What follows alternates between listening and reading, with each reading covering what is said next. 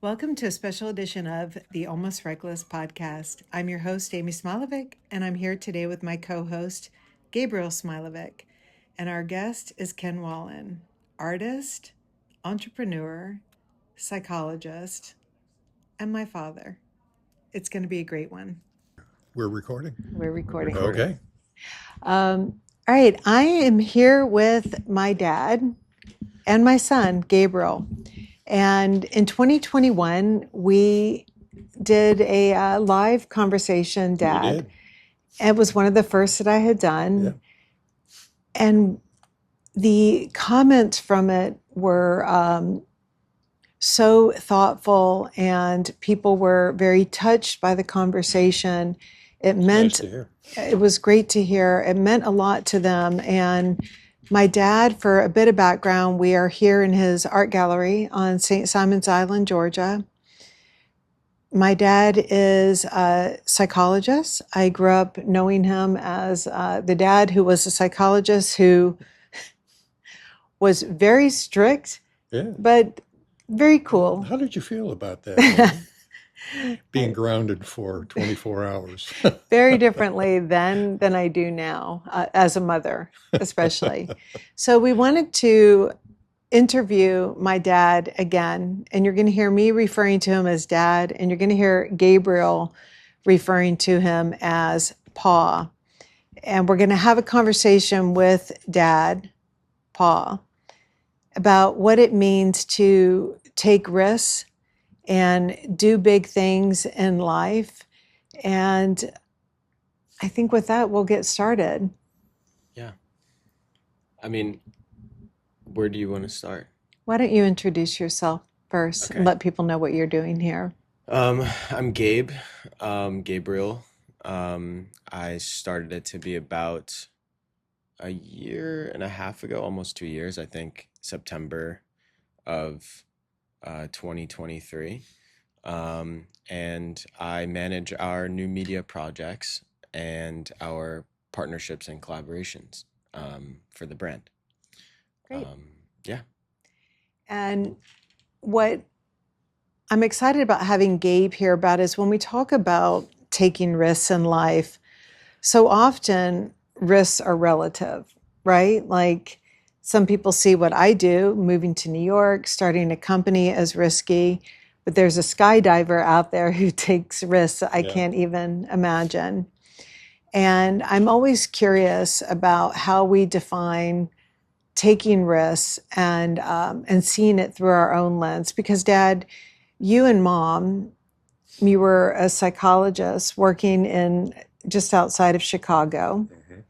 You were raising us. You had two little kids. Worked in Chicago with a very high rate of crime and social problems. Yeah. I'm And this from a very was- small town, and you're not accustomed to that lifestyle, and all of a sudden you're thrown into it. So it was a big change. And this is the 1970s, Mm-hmm. right? And my sister and 1973. I are 7 years old and 5. And you decide to pick up and move us to St. Simon's Island, Georgia. Yeah. What? Yeah, that was a risk.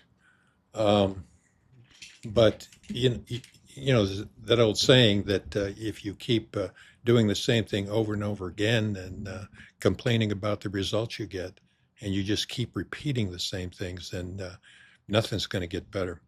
So we were faced with a very cold climate and congestion. And I'm from a small town, and now and then I like to run into somebody I know. And in Chicago, that didn't happen. Wasn't happening. I don't think that ever happened. So we decided to improve our lifestyle, and we were going to move south. And we got in the car and put the kids in the car and just headed out. We were going to explore. This was like a vacation for us, but it was kind of an exploration. And we ran upon this island, St. Simon's Island, just off the coast of Georgia. And I got a lead from Savannah that they had a job opening down here. Mm-hmm. So I went down, had my interview, and spent a night on the island. And we thought, this is it. This is us. And it had really worked out. And there was no guarantee that the funding was going to continue with my job. I had a secure practice up in Chicago and making much better money, but it was worth the risk to come down here. And if it didn't work out, I always had that feeling in life that then something else will, something Mm-hmm. else will come along. There just was a sense of hope with me that something will work out. I just always remember that about me, that it will work out, and it did. But if it didn't, we would have had another plan. Where was the funding coming from for Oh, the from the State practice? Department and the government, a little from the government, but funding was an issue every year. For your jobs Yeah, in and you education. have this is for severely troubled kids. And it is a part of funding that a lot of people don't realize that we really need this because they're only visible if they commit a crime. Yeah. They don't see the depression and it's the silent killer. And you just kind of fade into the network and all of a sudden you're dead by the age of 35 and you're on the news. And how did that happen? Gee, how'd they slip through the cracks?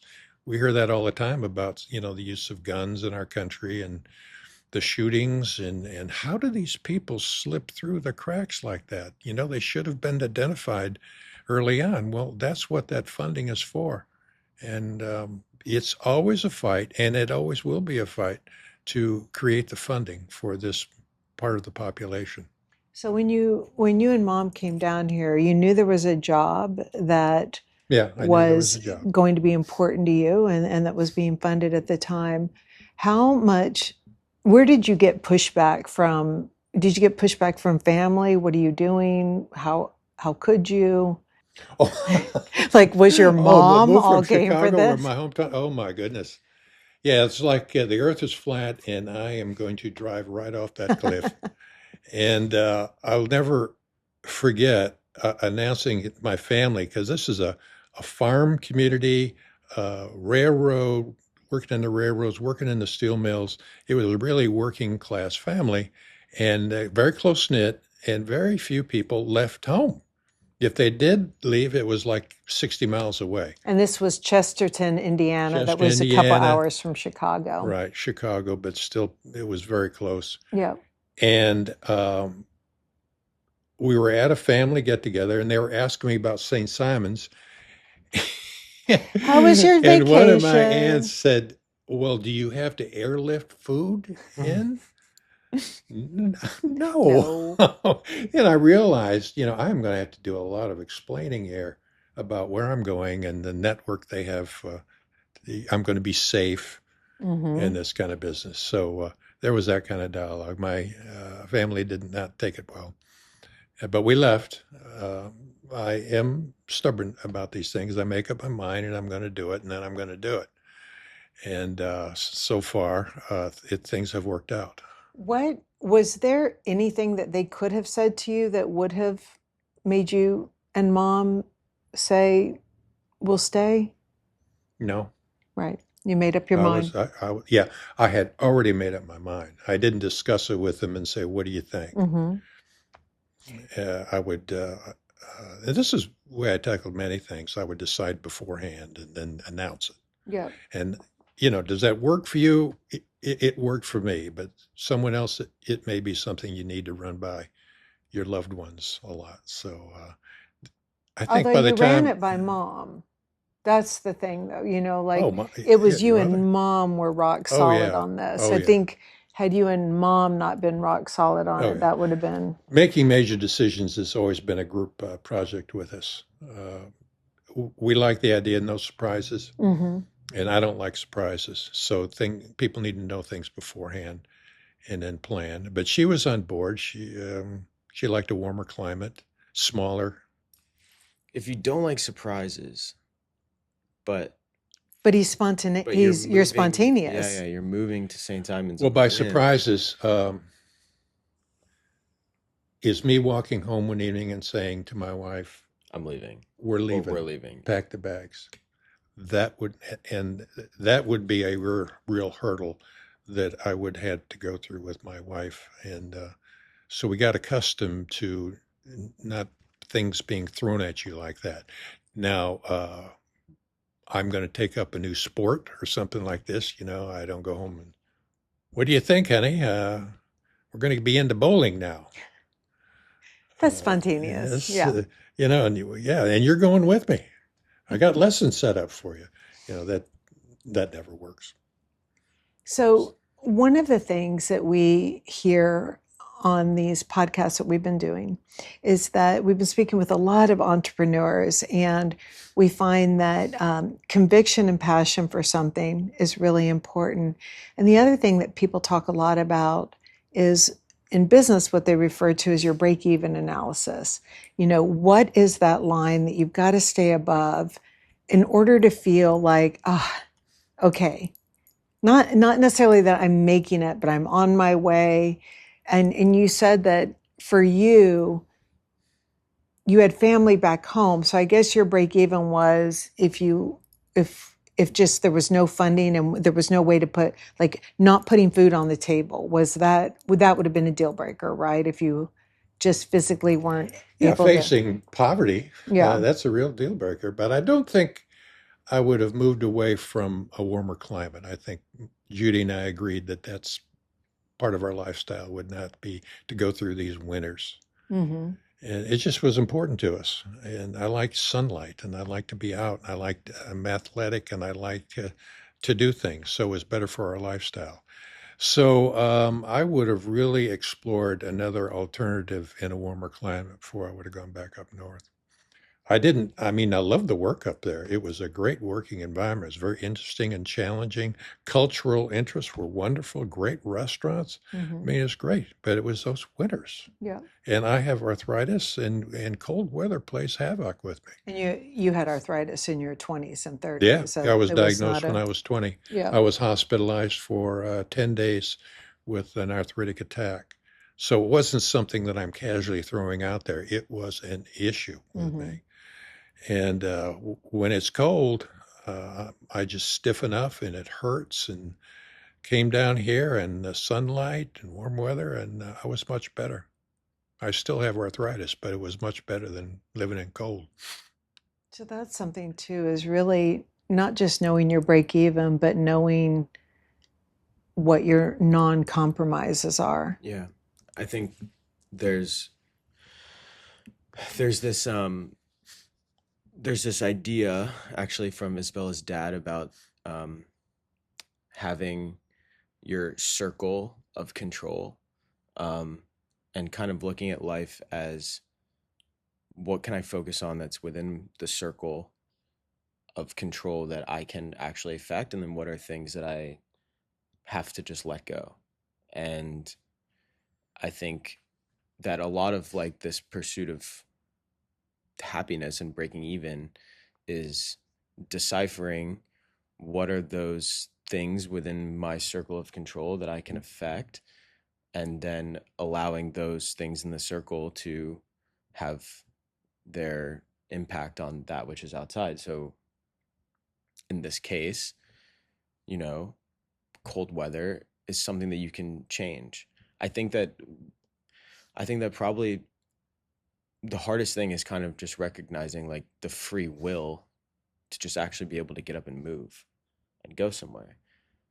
What I think maybe what's an interesting question and point to chat about is what gets in the way of people recognizing that free will, that you can get up and go and change your life, change your conditions, change those things that are within your circle. What is preventing people from seeing that and recognizing those things? That's a good point, Gabe. In reference to my family, I was just on the fringe of a different way of looking at things.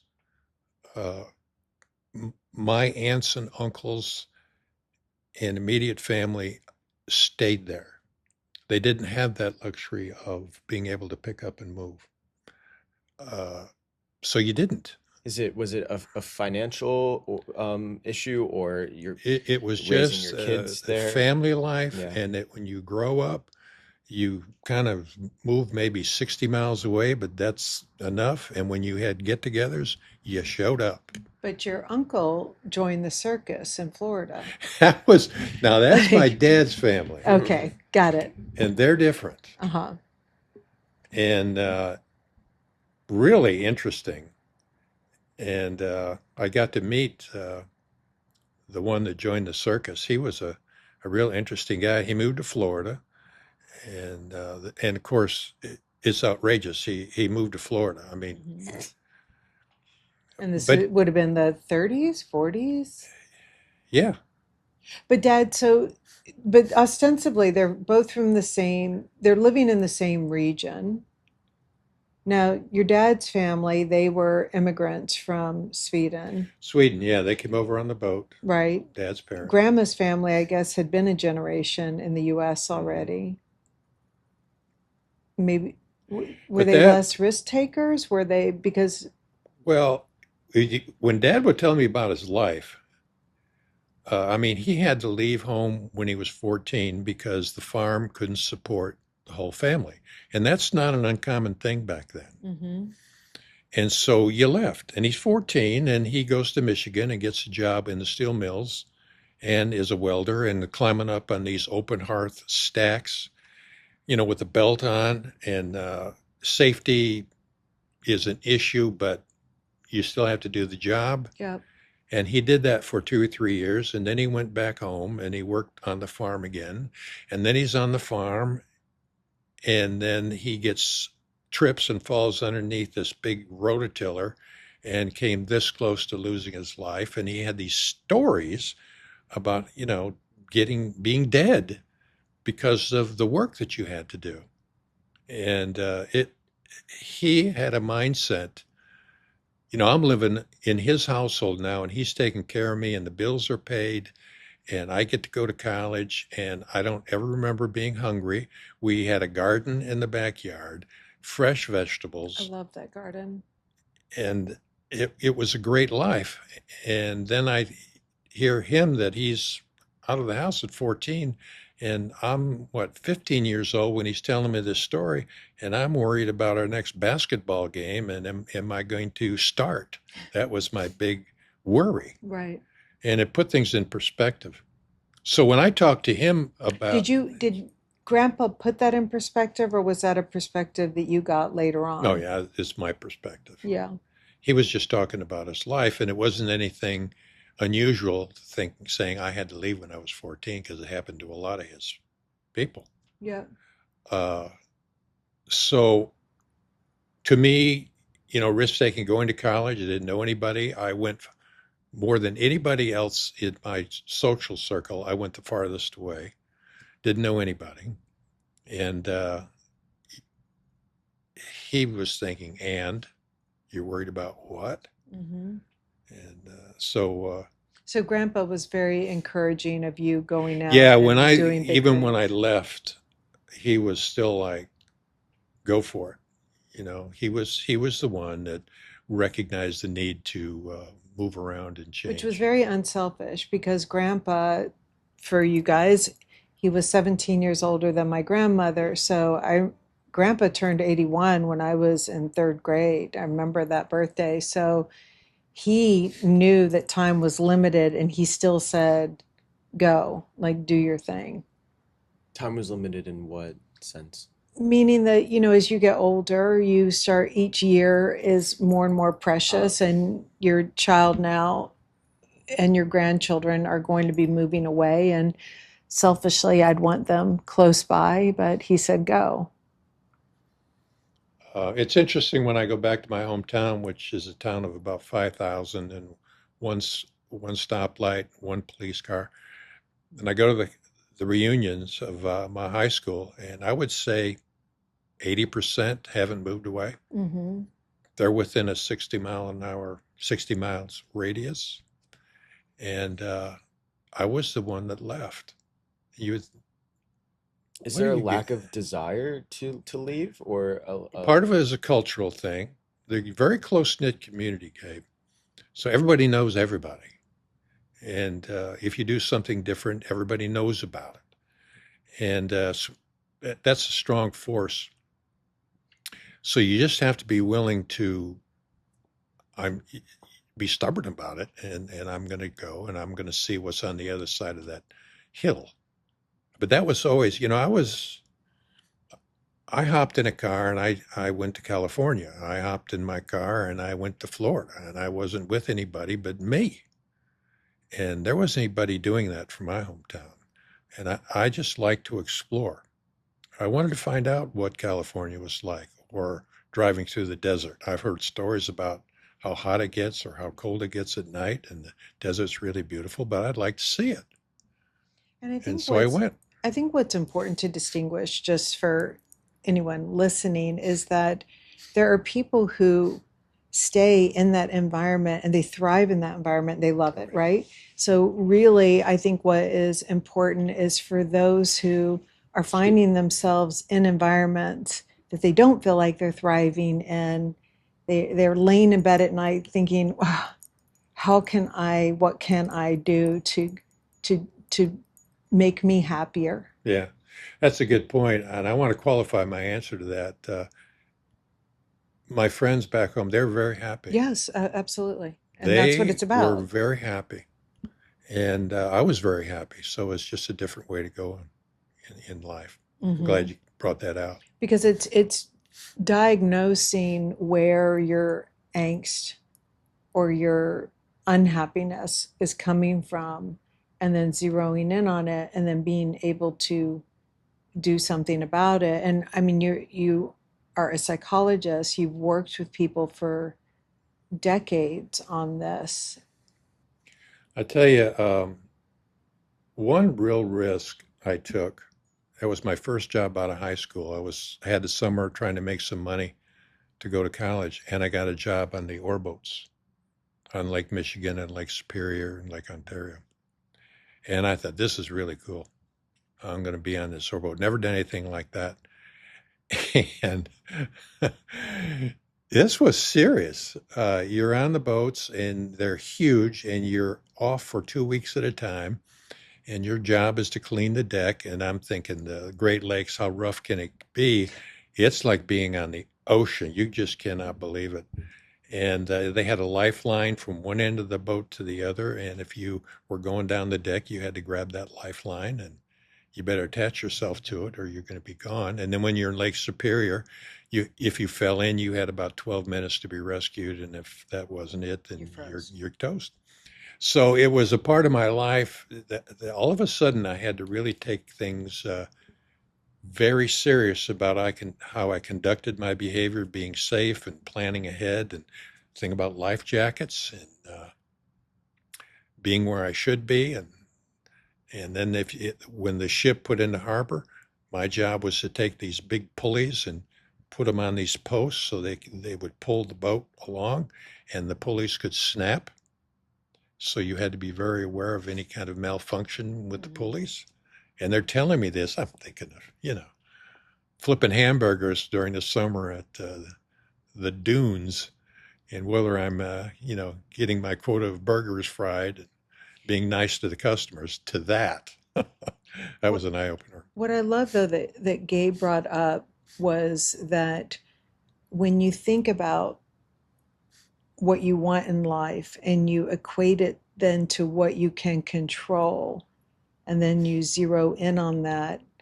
I hadn't really thought about it through the lens of control, because Frank and I talk a lot about at Tibi drilling down to first principles and really knowing what's important to us. And I think what you're making me think about, Gabe, is that when you drill down to first principles, it's one thing, but when one of our first principles was agency, Frank and I and Elaine, our president, we believe that staying independent is critical and that we never want anyone else to be making decisions for us. And it's a desire that is within our control. We can sell ourselves or we can stay independent. And if we sell ourselves, we would have to recognize that we are losing something that is truly important to us. Yet, so many entrepreneurs make the decision to sell when they know that agency is one of their most important needs, and that is within their control to keep it. It may not, you have to compromise in other areas to keep it. But when you recognize that that's your most important need, just like the sunlight, it is in your control to get it. When you guys were talking about moving to St. Simon's, and Mom was very much part of this discussion, what else were the needs that you guys had that were, because I think time with family had to have been up there. Yeah, that just occurred to my mind that when I was living in Chicago, I was working 3 nights a week, 6 days, and I wasn't having a lot of time with you. And I did not like that. That's not the kind of dad I wanted to be. So coming down here, we had the luxury of you being able to go outside and play, even when the sun was going down. As long as I could hear your voice out there, I knew you were safe. You wouldn't do that in the part of Chicago I was living in. Mm-hmm. And that was just something to adapt and survive. You just had to persevere with security. So we got to play tennis together. I got to go to all your recitals, all your things that you did after school. And we used to those take recitals walks. were We used to amazing. take walks together. And that's when you and I would talk. And it was always better when we walked and we would talk. So I just wouldn't have time for that. And I had to give all that up. So I knew that ahead of time. So, there's one thing I wanted to mention about this making decisions and risk taking. I always wondered, how do you know that this is a good idea? This is going to be a change, and I'm thinking about this, but I don't know. It's going to disrupt my family, or maybe I'm going to do something different vocationally. How do you know? And I don't know where this came from, but I don't know if it came from a therapist, a psychologist, or what. But he said, if you wake up and most mornings you think about doing whatever you've been thinking about, and it just keeps coming up, it's probably a good thing to really consider doing this. And I remember telling Judy, when we first got married, this was a month after we were first got married, and we were not wealthy, put it that way. I said, I want to live by water. I want to be an artist. I want to have my own studio. And Wow. that's Those are not the three things. financially feasible when you're just starting out. And she patted me on the back, and she was nice about it. She goes, "Pfft, in your dreams, not now." She said, well, that's a good idea, but maybe we'll work on that. Yeah. And But it's a goal. but it was a goal, and I would talk about it frequently, and then take a few art lessons, and take a workshop or something like that, or we take a vacation and we would incorporate painting with that. Is still part of my life. Were you anxious not doing it all right away? Well, when I quit my job as a psychologist In Chicago or here? here Uh-huh. after 27 years, and I've been planning this for a long time, and I was going to do this full time, and then I had the time. And I still had a little practice doing therapy, still taught, doing things to bring in some income, and kind of being cautious about this. And guy came by that I was consulting with, and he said, if you're going to really do this, you have to quit doing all this other stuff. And he said, you got to do this full time, and you just got to stop. And that made a lot of sense to me. So I had she's a woman who drove a pickup, and I said, I'm going to hire you, and I want you to come to the house, and I want you to pick up everything that has to do with psychology, and books and papers and things like that. We're going to get rid of it. And it took her 3 trips. That's a lot of stuff. And I had all these books I was going to write and never got to it, and all these manuals and everything. and stuff I had for workshops, materials, posters, and handouts, and things like that. If I wanted to give a workshop on life skills, things like that. And the last load she drove away with, I thought, oh my God, what have I done?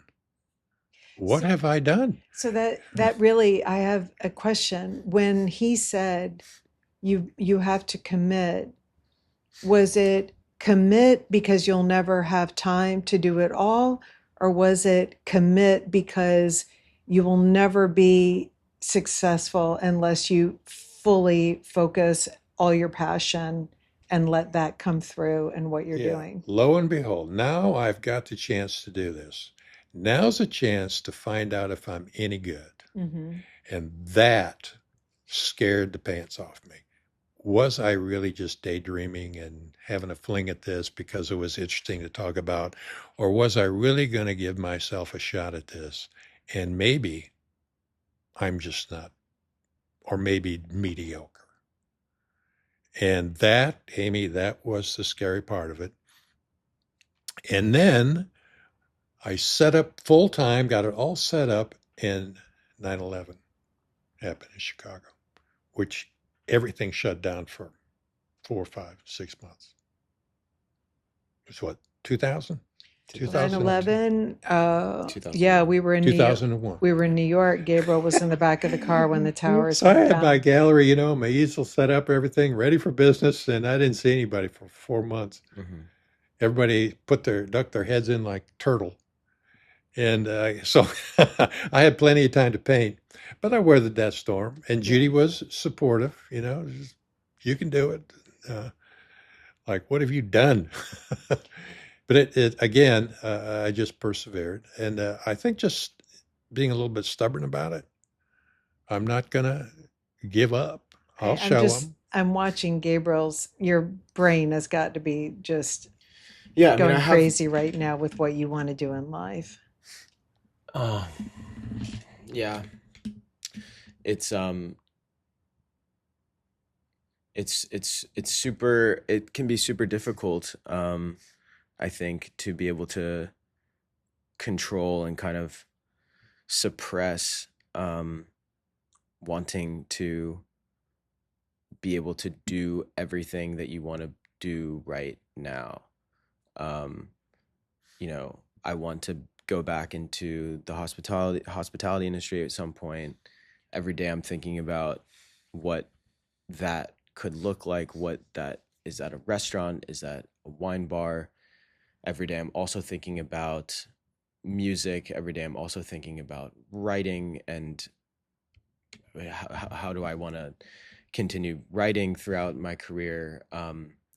And it's really it kind of goes back to like the circle thing, because if you let your if and this happens all the time, but if I let myself spiral, then it there's no creativity that can happen. Like the brain kind of just is so overwhelmed with all these different things that you can't focus on any one thing and actually create anything. You kind of just like pull back into this shell of like doing something maybe like 20% of the way. And that I think that everyone, I actually am kind of curious because I think that everyone has moments throughout their life, no matter how old you are, that were significant moments, typically probably not in your favor, not something that was enjoyable to go through, but it taught you that you don't have control over everything all the time. And so you need to be able to relinquish that control and kind of move with the flow of life and what's being handed to you. And then B, that you once you come out of it on the other side, you have this newfound confidence to be able to. So there's a good point, Gabe. I've known you, of course, since you were born, and you are a creative individual, always have been. But this was explained to me by a psychologist, therapist who had written books and he used to consult with me at the program that I ran. And he found out I was an artist, and he said, "Yeah, it figures." He said, "You know, let me tell you a little bit about the creative mind. You want to do everything." And I did. I wanted to write. I wanted to speak, do workshops. I wanted to paint. I wanted to play the guitar. I was going to be a musician. I do all this stuff. And it was fun trying all this stuff. But, you know, as I got older, and by older, I mean in my early 50s, I came to realize that I really had to narrow my focus. I mean, it took me that long, Gabe. And I was able to hang on to trying all these things because I had an income. Judy had an income. So we had a life and some financial security. So it was fun to try all these things. But that's when I decided to give that, but I'm just talking about me now, to give that up. And I think But it can be so rewarding not to give that up, to try all this stuff. If you can financially do it, then Also, there's a do it. mental aspect to it, I think, of like doing all of these things. I think there's an element where it can become really easy to start to view your past endeavors and the things you've done throughout your life as disappointments, because at least for me personally, whenever I do something, and this is for better or for worse, but like I when I played tennis when I was younger, like I wanted to win all four Grand Slams. And then when I started playing golf, I wanted to win all the majors. And then when I was a cook, I wanted to be the best chef in the world. And DJing, photography, writing, all of these different things, like you kind of attack it with the desire to be the best that there possibly ever was. And in that, it's good because it gives you drive. But then for a long time, I looked back and I was like, wow, I'm a disappointment. Like didn't I didn't win the go and Grand win four Slam. Grand Slams, Yeah. or I left the kitchen after a year. And it was and but then, you know, like I wrote this on my Substack, and I don't know where this kind of thought came from. It was spurred by a quote, and I can't remember what quote it was right now, but I kind of said that, you know, looking back at all those things, I think if you can reframe the perspective from I wasn't good enough to do that, or I couldn't do it, to I just didn't want to. Because I think at the end of the day, everyone is capable of doing anything and whatever they want to do. If you like, you can do whatever you want, you can do anything. And given that notion, that would mean that if you can't do something, then it's because you didn't want to. And it's maybe couched under this idea that like you can't.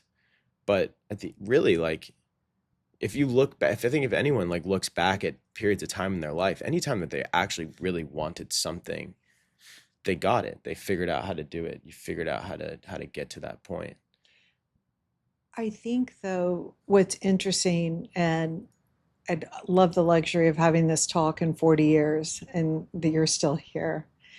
But, Dad, when you talk about those things that you had to just kind of cut loose on those so you could focus on here, you have become an artist in a completely unorthodox way. And I think that had you become the artist that you thought you wanted to be in your 20s, I think you'd be Agreed. disappointed. And I'm looking around your studio and I see the books that you have written about art. I know the videos that you create teaching people about art. I know the trips that you take photographing things to talk about the animals and life, you know, the environment that you're passionate about with art. The music that you play every time you do a story, it's got to have the right music.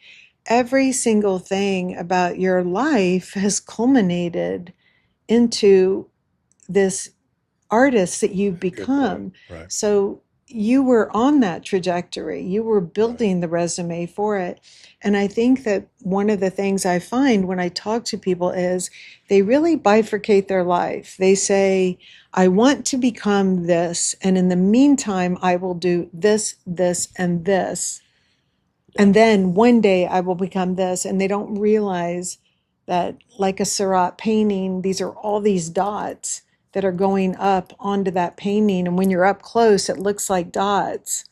I have a good quote because I've been thinking about this a lot, and I've been kind of rereading a lot of David Foster Wallace, and I think that I have a lot of friends, and we know a lot of people who deal with this kind of idea of I have to follow these paths, like this regimented path to get to this ultimate goal, and not recognizing that that job as a cook, or that job as a Uber driver, or that job at the convenience store, like all these different things give you different perspectives and different experience from which, and you build your life. And the quote from David Foster Wallace is, it's kind of a critique of the US. I don't know when he wrote this, but he says the US of modern a sloppy intersection of desires and fears where only public consensus is a boy must surrender to the acknowledged primacy of straight line, pursuing this flat and short-sighted idea of personal happiness. And it's David's words are so genius, but he applies this kind of twofold notion of you follow this straight line consensus pursuit. It's flat and it's short-sighted, and it's both the trajectory of your life and ultimately the result of the type of happiness that you end up having is the same as the outcome of the happiness of the trajectory of your life is relevant and related to the trajectory and the bumps and the highs and the lows and how straight that trajectory was.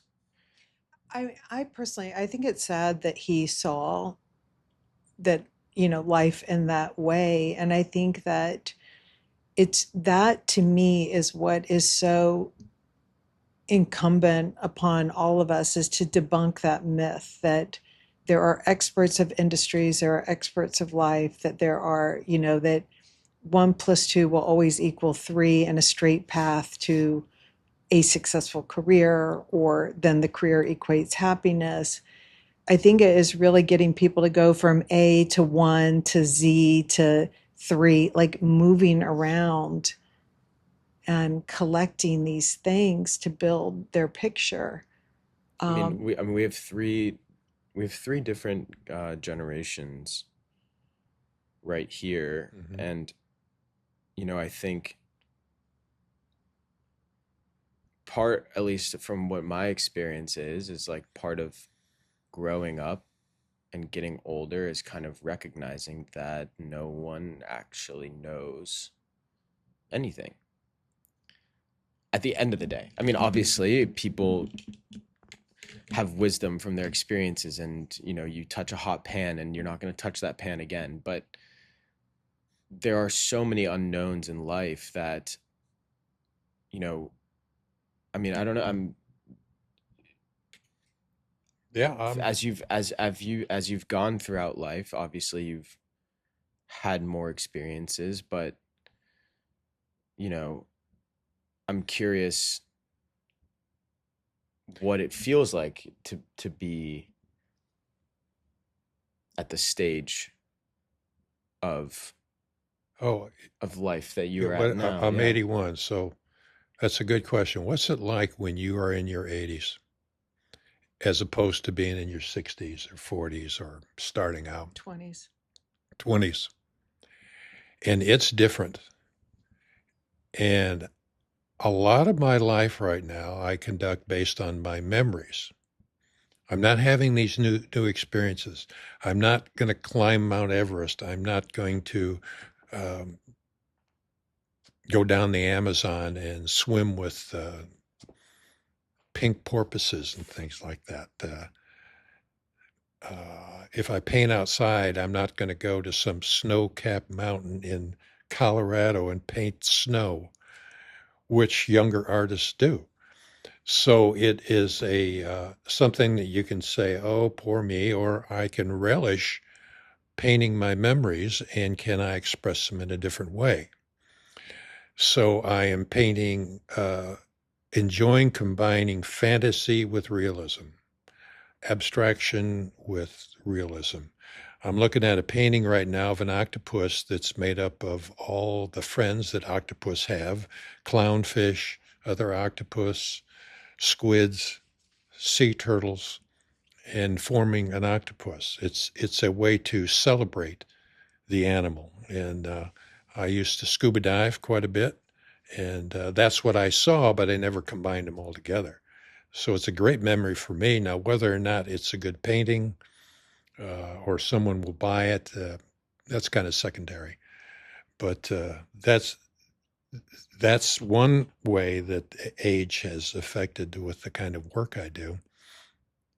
Probably the biggest impact. But I wanted to switch something, Gabe. You said a significant comment about control and how important that is, but sometimes you have to let go.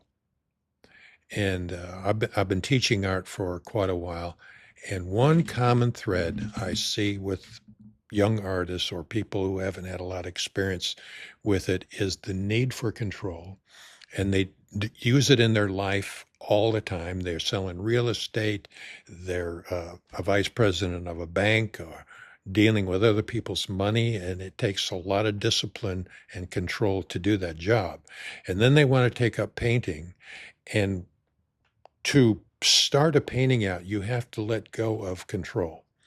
You're just letting paint fly and move around and feelings. And it's like, we need to go for a long walk and talk about this before you even pick up a paintbrush. Do you think that, a long walk can possibly, I guess where I'm going with this is, I think that the best way to learn how to lose control is to have control taken from you, from an outside source. Yeah. And so I'm curious if that is actually necessary. Like you actually have to go through periods of time where control has Yeah. been taken. I'll tell you what I do. When I set up my lessons, I put a timer. I say, you're going to start a painting and you've got 5 minutes to create an image. And you cannot dilly-dally around. You've got to get to work, and you won't have time to think. You just have to do. And that's one of the best exercises I can do with them. And you would be surprised how upset people get about that timer. They want to have time to plan and think and organize, because that's the way they conduct themselves all day long. And it's one reason they've been successful in life. And now I'm asking them not to kind of throw that out the window. And so there are things that you can do, like taking a walk. I like to go get a cup of coffee and look at the ocean and just watch birds and hear the sound of waves, and that helps loosen me up. What were moments, what were some moments in time where you lost control, whether sickness, health, outside events, nature catastrophes, that you were able to, maybe not exactly in the moment, but kind of realize, okay, this is a situation where I can't do anything about this? In my work as a psychologist, there were situations that people were in that they would tell me about that was very upsetting, and I saw very little hope, that there wasn't anything that I could do about it as a therapist. If you are on drugs and you are still on drugs when you come and see me, there isn't anything I can do to help you. The only way that I can help you in a therapeutic situation is for you to get off the drugs. And if they were unwilling to do that, if they wouldn't go into treatment, there isn't anything I could do. And when I started out, I thought I was going to help everybody. And that's not the case. But Dad, there was one time that I think would maybe get to something interesting here is I always knew you as the most upbeat, optimistic person, always. But around 2000, early 2000s, that changed. And I remember I was like, Mom, Dad's not himself. And she said, I know he's having to now for his work, they're making him drive an hour each way. He's got a 2 hour commute. There were some issues with some, It's some of the interesting how people. I handled that. I just didn't do it. But that's a situation where you had really, you had all of your rules broken. Someone really took control and you decided to walk away. Yeah. And so it was a bad situation and you didn't try and fix that situation. This was when you were like, this is a turning point for me. This is a sign. Yeah, and I tried a lot of new things, and it forced me to be a speaker to 500 people, scared to death of talking in front of that many people. So I did. It really got me out of my comfort zone. Because if that bad situation had not happened, I wouldn't have been able you to may do it. not have No, I been wouldn't have here. done that. You could have maybe been content, and it forced something on you, as painful as it was at the time. So I took the anger that I felt and I channeled it into my work, and I worked harder, longer, and I was mad. And then as I studied the problem, this happens to a lot of people in the work Sure. environment. And I, was able to move away from poor me and this happened to me. It happens to a lot of us. And you mentioned looking at a quote, Gabe, there was one quote that I liked, that the definition of who you are is when you are falling flat on your face. What you do, that's who you are. And so I fell flat on my face. And the definition of me was, what am I going to do? How am I going to deal with this and be resilient and change it? And if you win the race, if you win the tennis tournament and you're the best, that's not hard to take. Anybody, let's go out to dinner. Let's celebrate. That's easy. It's when you lose, and maybe not only lose, but lose badly. I can think of every game I played basketball in college, and I can remember being horrible. I don't remember the great games. I remember the stinkers and bad reviews and criticism. So that always, and it gets to that. It's almost a cliche anymore, but we learn more from our failures than anything else. So go out and fail. I hang No, on to the that. cliches happen for a reason Yeah, because there is cliches are. such a truism to it. Mhm.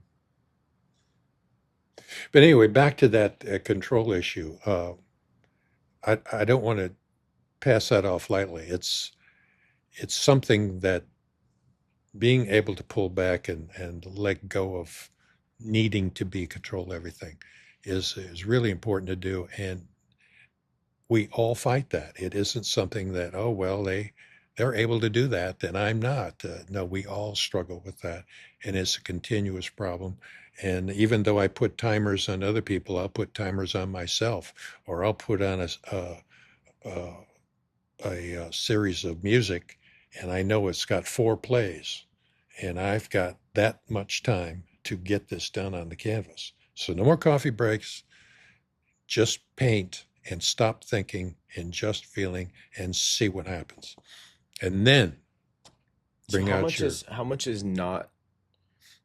Because I think that this is another thing, an interesting point that I may or may not have written about yet, but the balance of thinking and doing, and where thinking gets in the way of actually being able to do.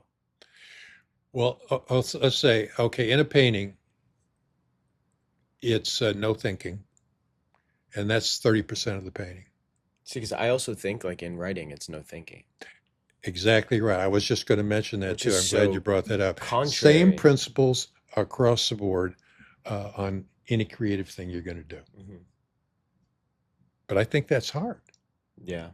I think one of the things that I realize is a lot of people are hung up on those who are able to intuit and those who aren't. And either intuition is something that you're born with or you do not have intuition. And one of the things that I found is you can intuit your next step when you're in the middle of the stride. So if you're not actually out there walking, it's impossible to intuit what the next step is if you've never even gotten out of the chair. And I think with writing, when people talk about getting into the flow of painting, of life, it really is about getting into that first step. And that is where I see people consistently having the hardest time, is that first step. There's a million books out there on the 5-page business plan, the 20-page plan, and all this planning. That first step is so critical. You can write your plan at step 3, step 20, I mean, but without step 1, there's no point in a plan. I mean, this is a question that I've just been having like conversations with a lot of people about, and I haven't been able to figure it out. I'm thinking about it probably for years now, but it's about like whether or not talent is actually a thing. Um, or at least the way that I think it's important to note, probably like the way that I understand the term talent is that a skill just kind of comes naturally to you. Like you are able to just sit down at the piano and the notes just flow. And if someone tells me like, I think you are a talented writer, you know, I feel like I read 2 hours of like hard copy books every day. And if you look at my grammar from third grade, it was atrocious. Like I had so many issues with my English teachers growing up because like I just couldn't write. Or if someone says that, you are talented at cooking, it's like I cook every single day. I've read like hundreds of cookbooks. I watch and listen to hundreds of like cooking tutorials and education on it. And so I feel like there's another cliche, but it's like there's no talent without hard work. I'm just curious how you feel about the word talent, because for some reason for me it has a very kind of negative connotation. Well, I feel like our perception of talent is way overrated. And I think that the reason why I have a negative connotation with it is because it is kind of like a cop out. It's like, oh, they're so talented, Mhm. and that's why they're able to do what they do. I could Therefore, never do that. I'm not talented. Yeah, so people see my career over the years and they say, well, when did you start drawing? And it was in the fourth grade. And they say, well, you always had that. Right. immediately they I give you don't, but you permission to do. have been Right. successful. Right. Yes. And I tell people that we're all artists and they go, yeah, right. I can't draw a lick or things like that. Here's the difference. We're all artists. That's true. We're all talented. We're all creative. The difference is somebody who is able to achieve at a certain level of painting or writing.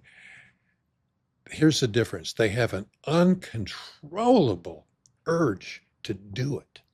They are compelled to paint, compelled to write. They just love it. And that's the difference between a talented person here and a talented person here. Here's a talented person that can write who doesn't do it. And here's a talented person who's a writer and has published books and is really a good writer, is that they are driven to do it. I think there's one more layer to it. I think that you're okay. So now you were talented enough to write, and then you write, you you have to find your people. You have to find your people in life, and you have to find the people who are going to critique you, and it matters. And, for me, as the owner of Tibi, I have had so many designers come in who are absolutely bona fide, talented, incredible creatives, but not right for Tibi.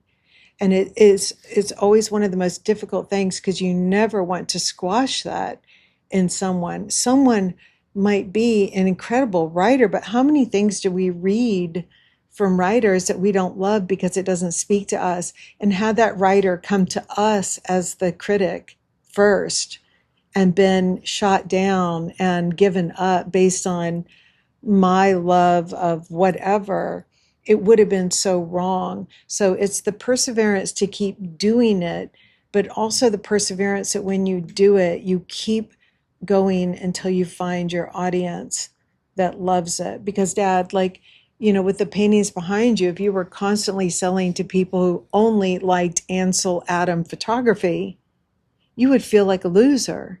You have to find your people. And I find way too many people put way too much stock and judgment in people who aren't really the ones that they should be judging. And I think it's one good rule of thumb is if you have an artist whose work you truly admire, not their stature, not how many books they sold or whatever, but who really speaks to you, that's a person who probably you want to say, what do you think of what I'm doing? Because my goal, I want to speak in the way that you do. Am I doing it? What pointers would you have? But don't go, if you're not a thriller, don't go to Stephen King for advice. If you like, writing beautiful, soft love stories, why would you? So I find people try and get validation from the wrong sources, and then they get convinced that they don't have talent. I think I have something here about good sense and the general consensus of what good sense is. Like And common sense. yeah, so yeah, I mean, hopping on a plane and moving to Europe on a whim is not good sense. Um, Not investing in stocks, but instead investing in a set of kitchen knives is not traditional good sense. So, I just think your analogies are pretty apt, knowing you, um, but yeah. But if you wake up every other day and think about those kitchen knives, I mean, there's something about that that is intriguing to you. right, and I think I think that that's like the point of this is that what is good sense?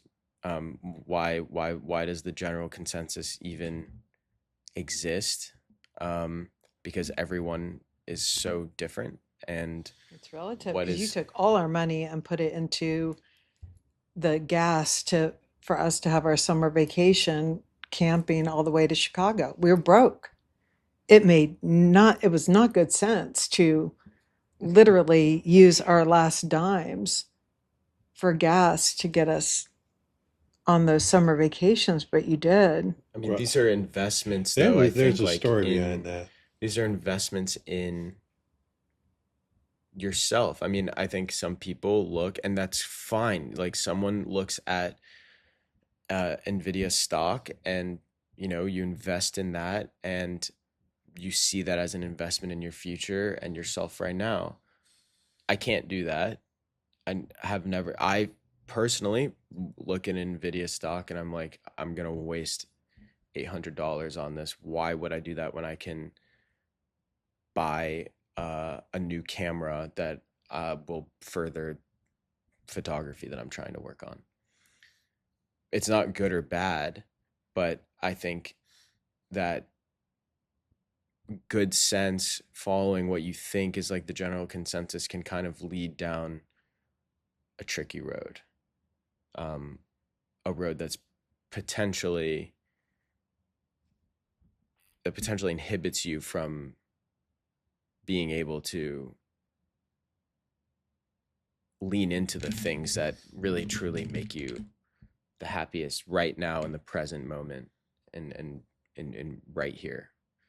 Um, but I think it's always a constant balance of, how do I be as present as possible and be as happy as possible right now, right here, and then not try and think and worry myself about the potential negative impact that being present and happy right now is going to have in 5 years.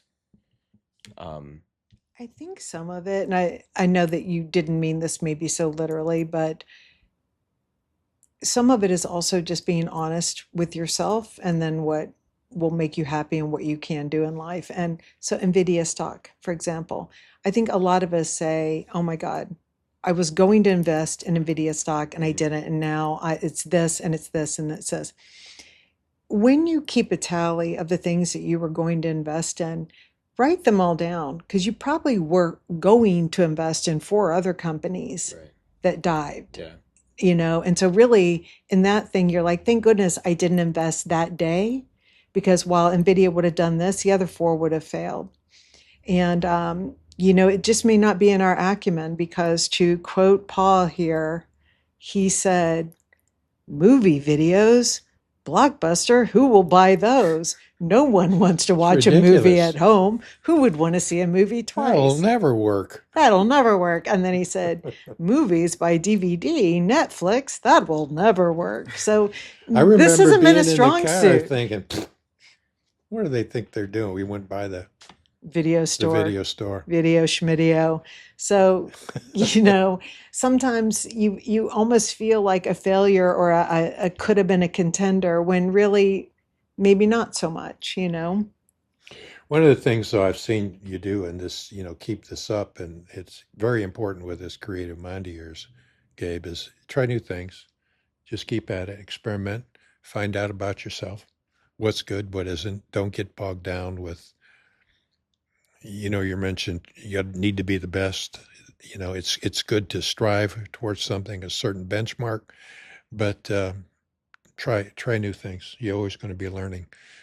And then things will start coming together for you because you're going to see some kind of consistencies, some things that you thought about years ago and you're still thinking about it. It's kind of formulating some kind of shape for you in your life. And that just comes with time. That control thing, it's because the 2 things with control that you said you have to just have control taken from you. But I think also one of the ways that you start to learn to give up control is what Paul's saying with time. And I think Tracy's a good example at Tibi. She has been in enough situations where we have worked so hard on a runway collection. And at some point, you just have to stop and leave it to fate. Something comes in for the wrong factory, you can lose your shit. But then you find out over time that all those mistakes actually either they went unnoticed, or it was like people loved it that the dress had this weird hole in the back or whatever. And you learn that it will all work out in the end. And even when it doesn't work out, even that alone is its own way of working out. But that takes time. It really does. That takes time, but you hit your 50s and this starts to really sink in. It's a good thing. But with the creative mind, you're probably going to be dealing with this all your life. I do it. And what that psychologist was telling me that consulted with me, he said, that's the blessing of being creative, but it's also the curse. You constantly want to do different things and try new things. And this is interesting and this is interesting. Never settled. Never settled. And it's going to be a battle to narrow things down and stick with one thing. It only took me, 50 years? I have no To stop memories, doing Dad. it. I have no memories of you just laying around.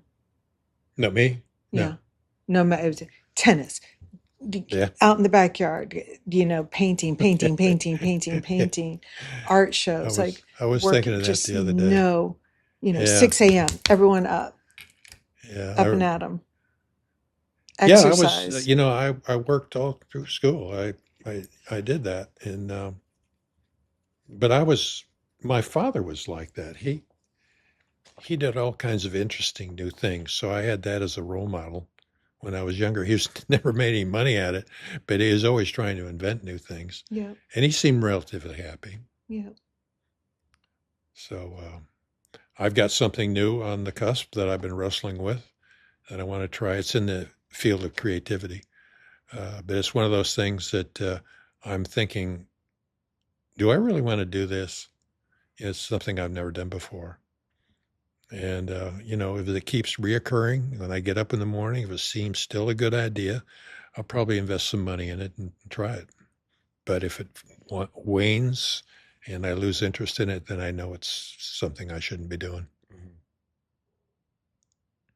And I think that's a good thing to end on. That's your indicator that it's not a good For, thing for me, because that's, your interest waned rather than other people yeah, not being interested in it yeah, or liking it. yeah. Just all of a sudden it's 3 weeks and I haven't thought about it.